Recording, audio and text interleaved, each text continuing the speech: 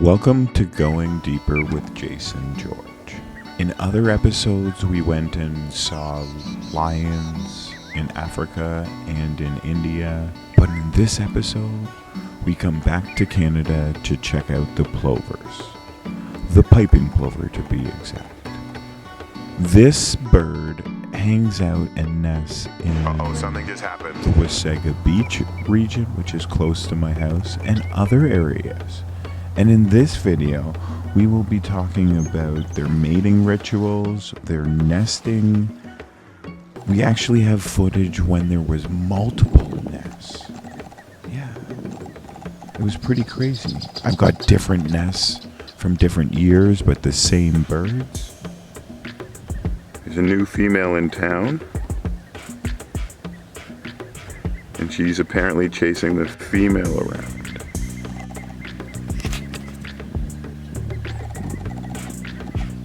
Thoughts are maybe territorial, and this new female is trying to stake her own claim.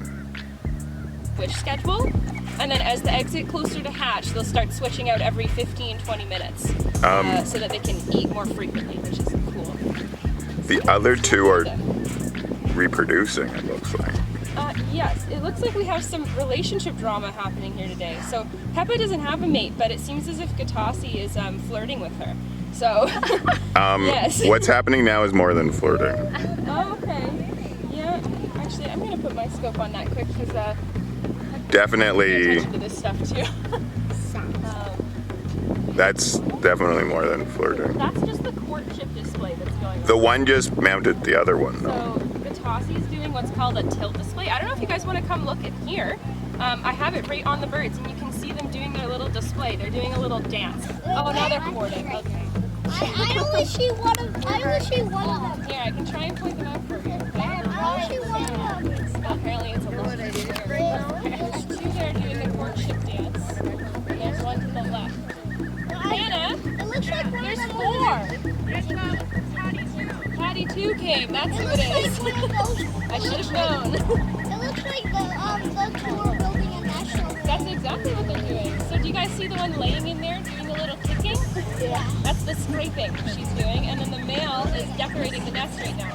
I see that one.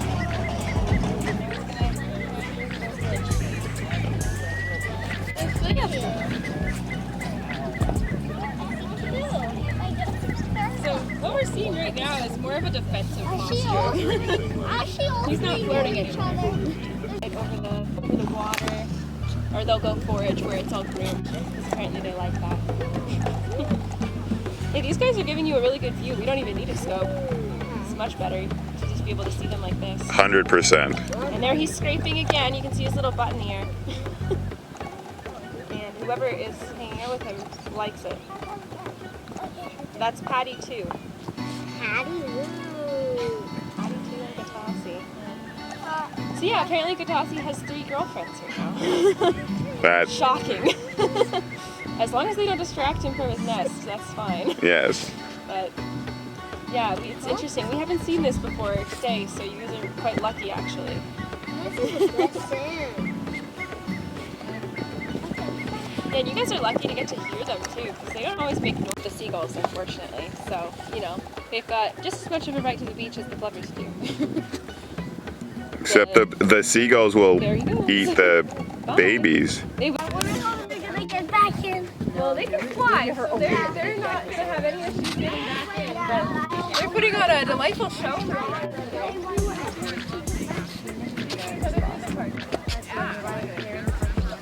It's amazing that these birds put on such a unique display for my wildlife group, the JGP Prowl.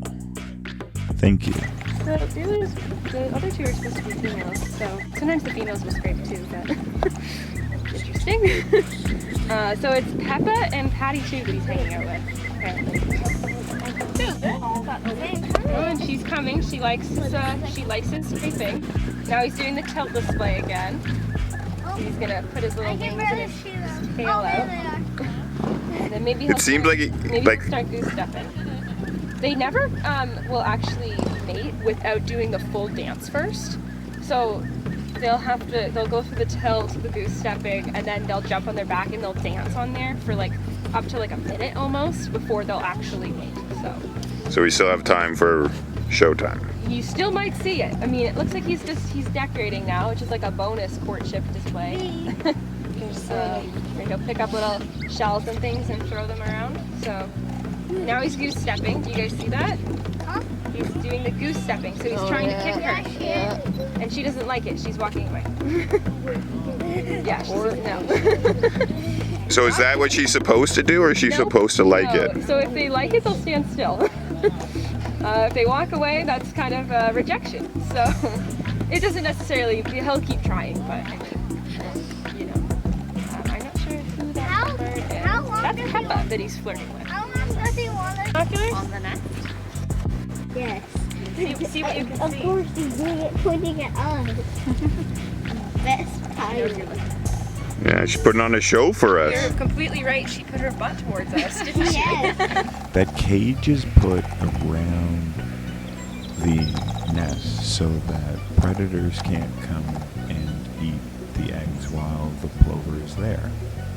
The plovers can come and go as they want, but it keeps the predators out. It's pretty cool. And then, if you time it right, you get to see babies. I've been very fortunate to see multiple nests with babies. Normally, a plover has 4 eggs, and you hope to have 4 baby fledglings running around. The moment they hatch, these plovers start running. It's amazing to see. Some of these plovers are 2 days old, and they are fending and feeding themselves? That's amazing. In Wasaga, we have a group of people called the Plover Guardians. It's a volunteer group of locals that watch, look out, and protect. Just like that parent just had to protect the baby from a seagull. Yeah, take a look back. You'll notice it flew over. But the Plover Guardians try to do that for all of the plovers that are nesting. Some of them are nesting in fully restricted areas, but every year there seems to be at least one family that nests right beside Beach 1. So if you're in Wasaga in June, July, August, watch out for these little birds and give them their space. They're pretty awesome. That little baby is honestly about the size of a ping pong ball.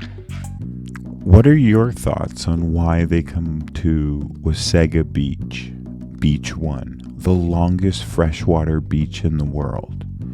What do you think it is about this beach, and specifically Beach 1 area, that these plovers like? I have a feeling there's an abundance of little flies and bugs that they can eat, and they like the grasses. But I wonder why they come here. They overwinter in Florida, I've been told. I've never seen them anywhere but Wasaga.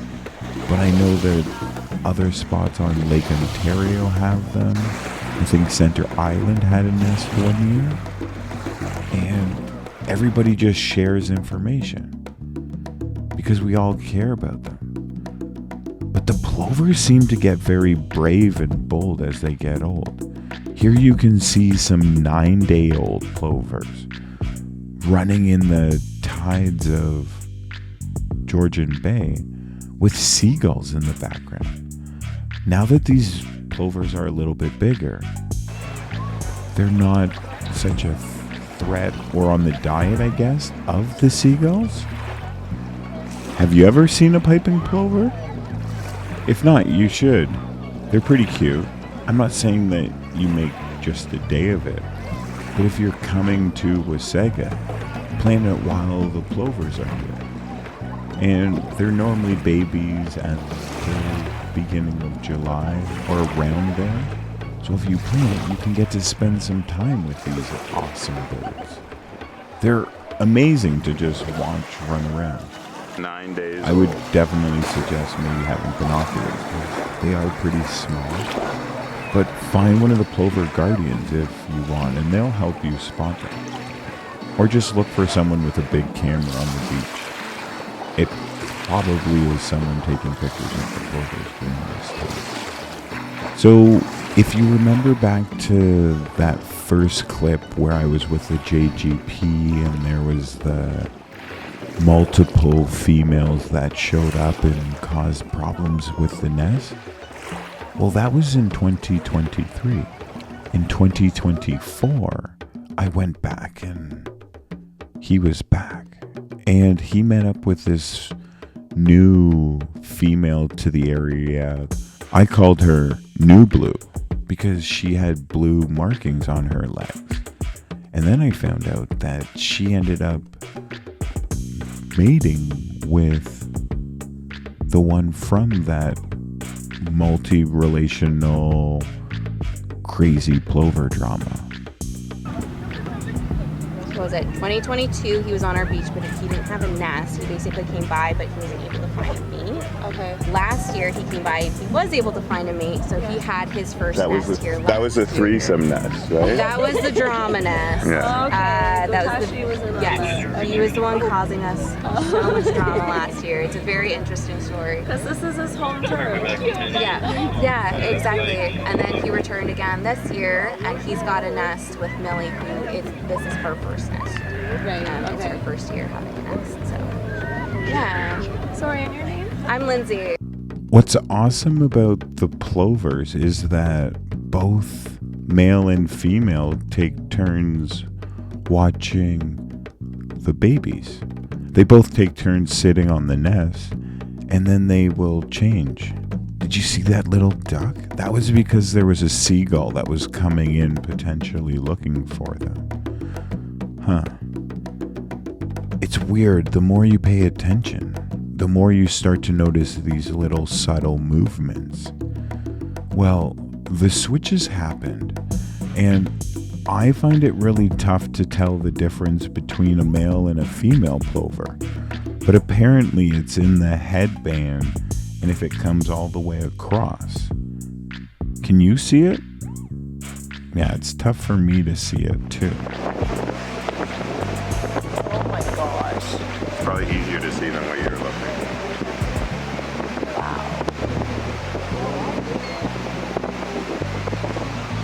You can make a whole story about that. That's incredible. That's why I'm here. Because I just made one on owls.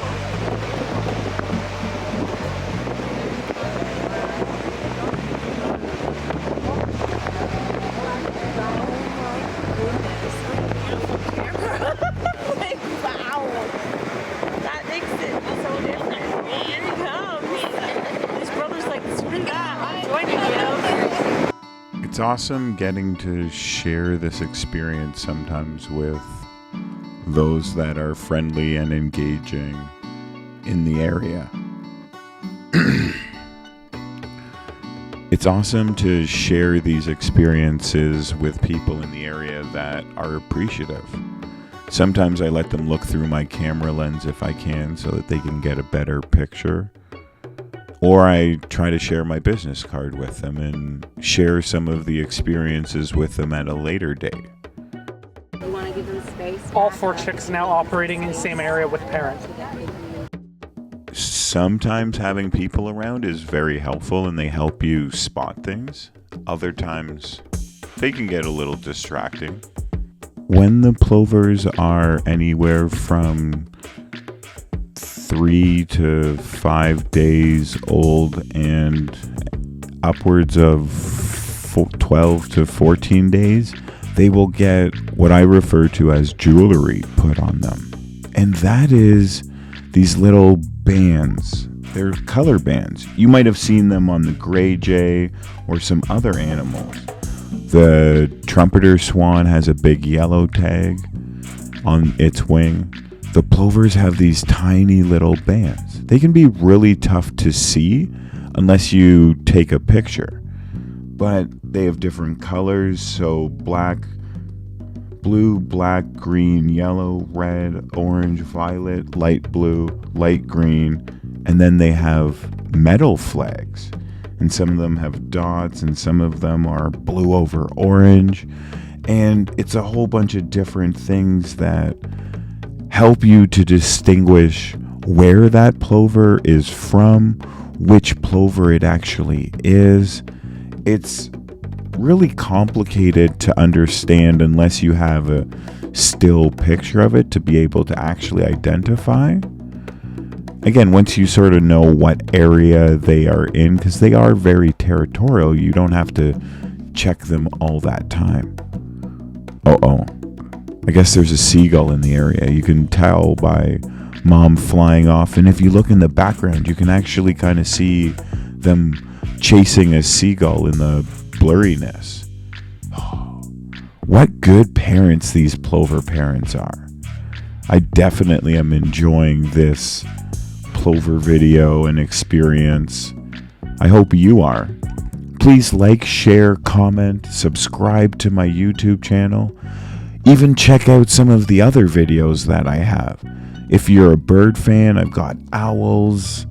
I go underwater with loons.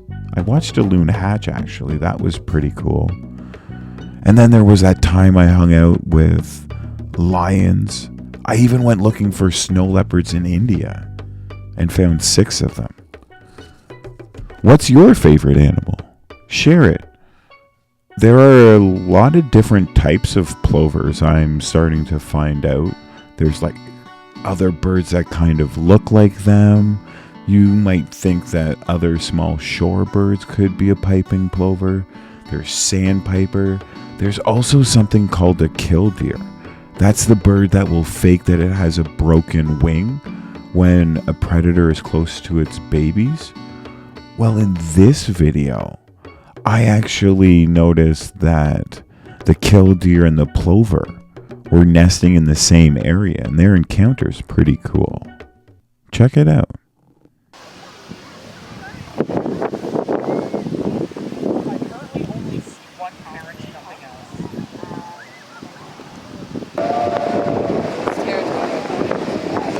There's now 2 killdeers together.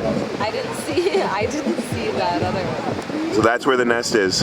Yeah, okay. The one just sat down on the nest.